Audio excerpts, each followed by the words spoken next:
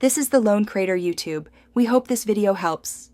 You start by preparing the Vivoactive 5 and opening the watch face picker. Make sure the battery is above 20% so the operation completes reliably. Once worn, the screen responds to touch. Wake the device with a single press or tap, then press and hold the current watch face until the selector appears.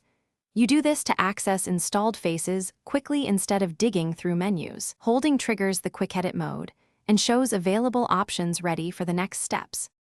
Once the selector is visible, swipe left or right to browse the installed watch faces and tap any face to preview how complications and widgets look. You can then tap Customize to change data fields, colors, and widgets. This is where you tailor info like steps, heart rate, or battery to your needs. Use the touchscreen to adjust elements or the lower button to move between options. Make sure to confirm or save each edit so your new layout sticks and appears on the main screen. Finish by applying or installing the face and syncing changes. If you add new faces from the Garmin Connect mobile app, pick Devices, Appearance, then Watch Faces and send the chosen face to your watch. Tap Apply on the phone or Save on the watch to finalize. Once done, make sure the watch syncs with the app so any custom settings transfer. If the face won't apply, restart the watch, resync the app, or reinstall the face.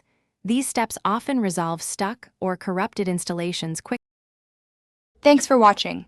Consider subscribing if we helped you.